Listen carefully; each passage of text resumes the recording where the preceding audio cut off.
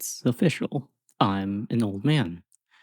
For the last couple of years, I've comforted myself by saying that I'm only in my early 70s, but math is simple and unforgiving. Today is my 75th birthday, and God, the years do fly.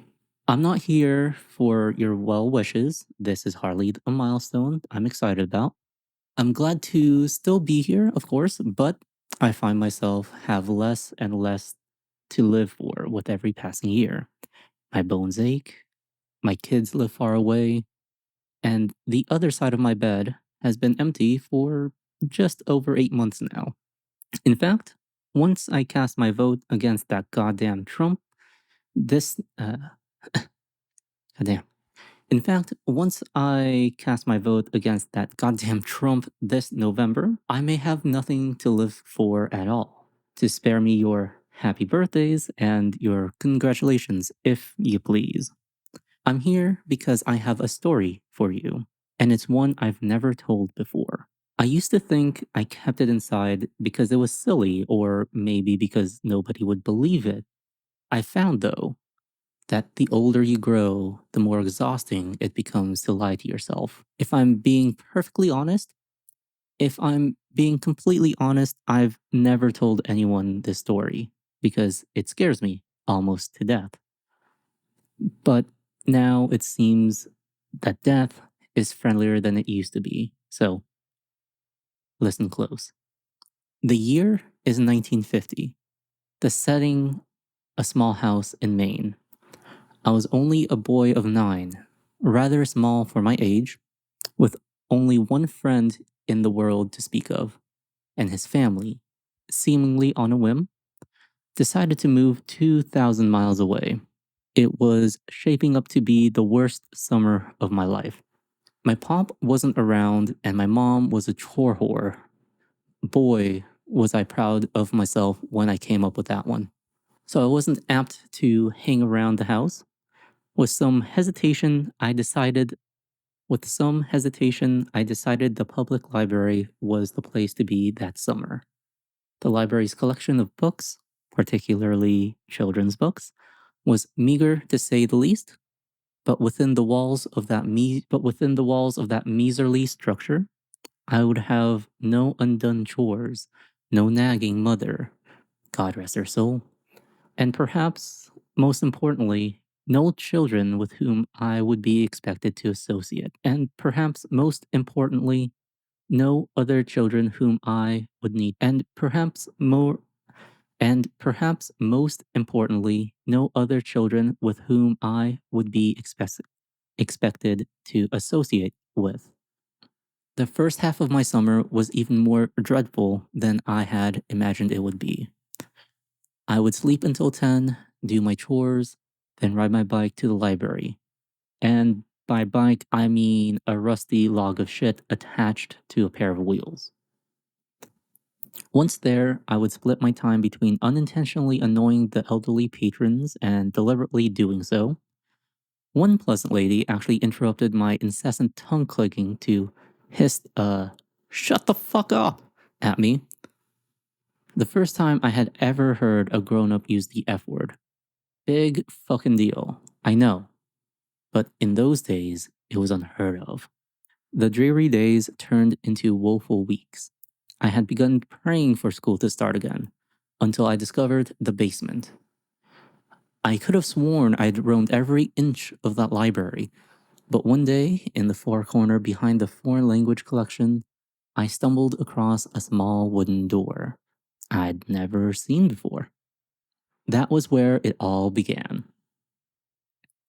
The door was windowless and made from oak that looked far older than the wall in which it rested.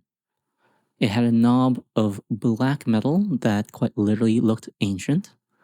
I wouldn't have been surprised to learn it was crafted in the 17th century. Engraved on the knob was what appeared to be a single footprint. I had the sense that whatever lay beyond this door was forbidden to me, and therefore probably the most interesting thing I would encounter all summer.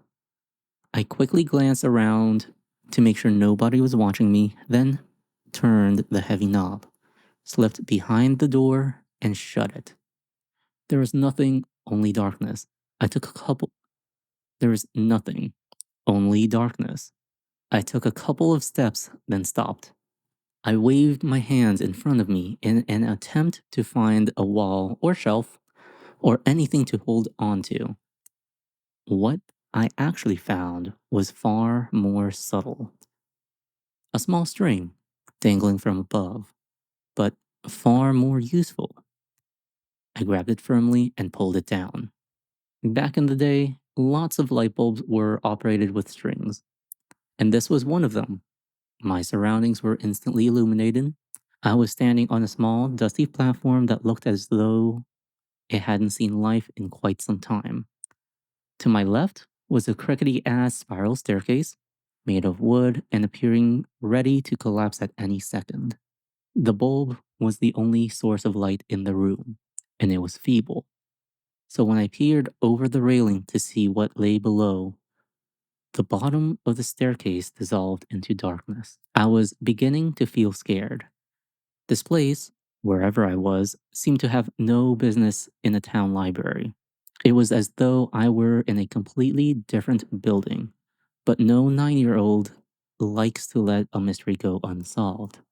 Looking back, I wish I could tell my prepubescent self to turn around, go back, do anything else besides descending that staircase.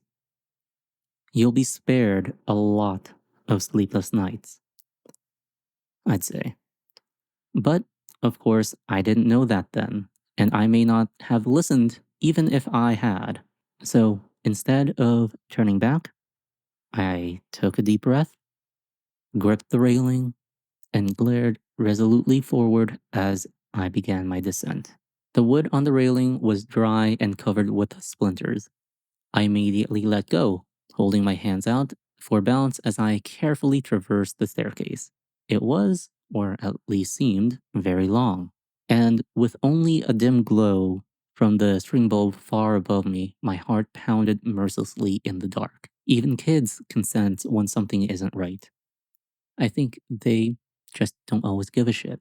By the time my feet reached the cement floor at the bottom, the light bulb from above was nearly a memory. But there was a new light source, and God, I'll never forget it. Directly in front of me was a door, massive, in a deep shade of red. The light was coming from behind the door and had shone out in thin lines from all four sides. A sinister, dimly glowing rectangle. And for the second time, I took a deep breath and went through a door I shouldn't have. In contrast to the dank room I entered from, the room behind the door was blinding. When my eyes adjusted, what I saw nearly took my breath away.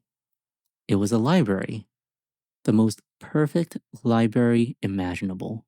I gasped in wonder as I stepped almost reverently further into the room. It was beautiful. It was smaller than the library above, much smaller, but it seemed to be almost tailor made for me. The shelves were packed with brightly colored titles.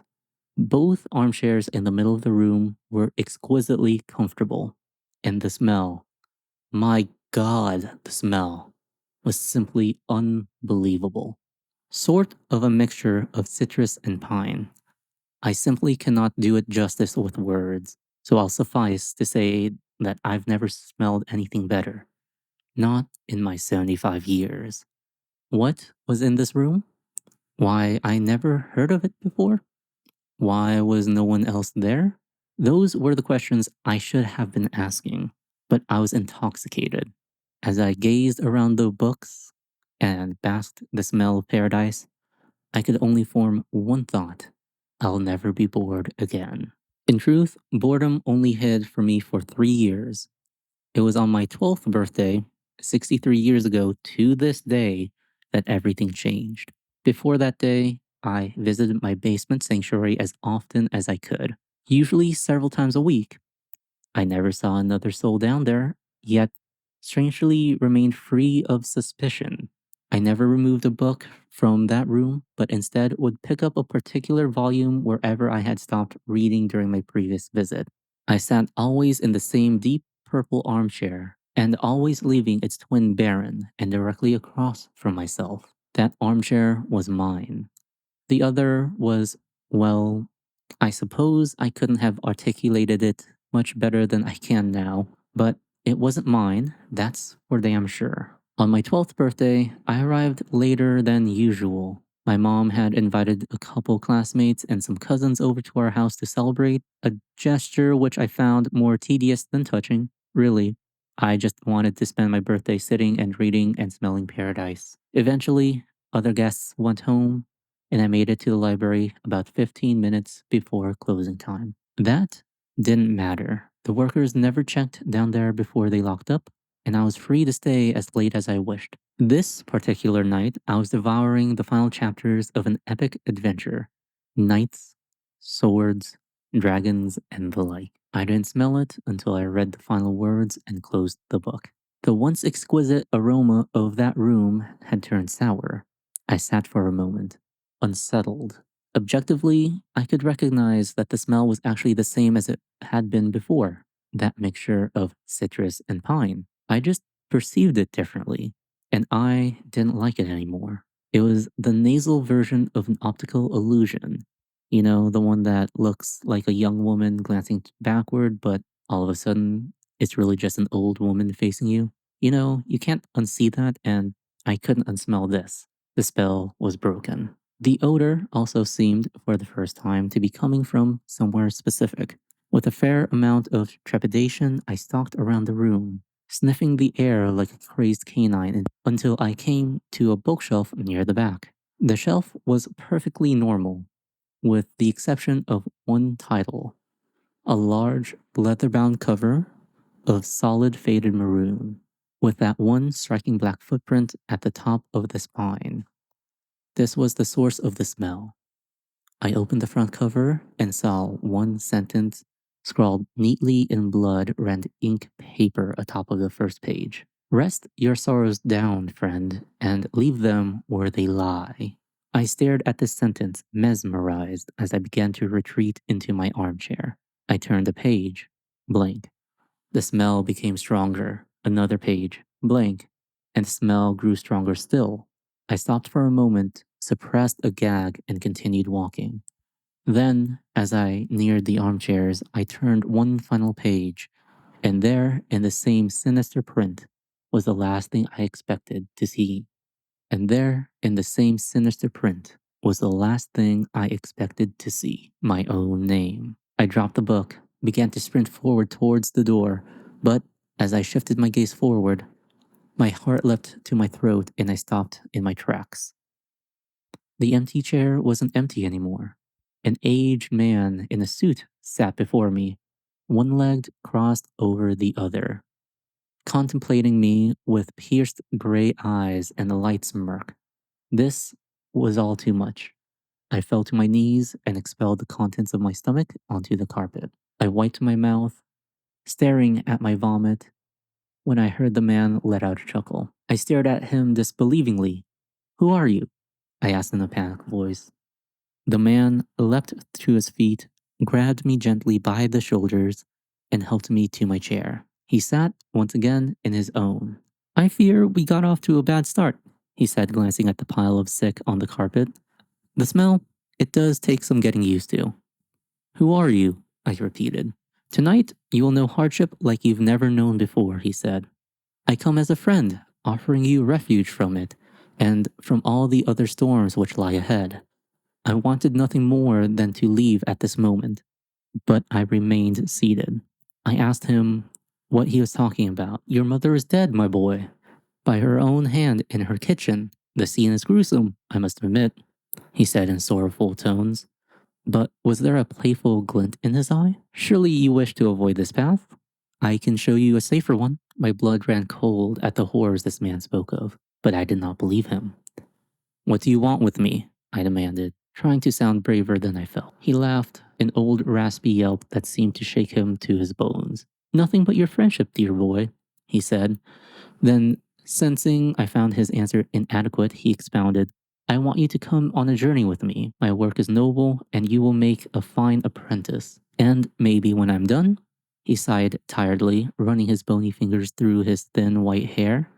Maybe then my work can be yours. I stood up, shuffling toward the door, but never breaking his gaze. You're crazy, I told him. My mom isn't dead. She's not. See for yourself if you must, he said, gesturing toward the door. I threw him a contemptuous glare and bolted for the exit. As my hand closed around the knob, he said my name softly. In spite of myself, I turned around. Your road won't be easy, friend. If it ever becomes too much for you, and I mean ever, he said, pausing to sweep his hand over the room, you know where to find me. I slammed the door behind me and took the decrepit stairs 2 at a time. I exited the library, clambered onto my bike, and hightailed it home. The front door was wide open. I dismounted, leaving my bike in a heap on the ground, and approached the house cautiously. The old man was lying. He must have been. Still, tears began to sting my eyes. Heart pounding, I stepped inside and called for my mother. No answer. So I turned into the kitchen. To this day, I don't know why she did it. I've lived in that small town in Maine my entire life.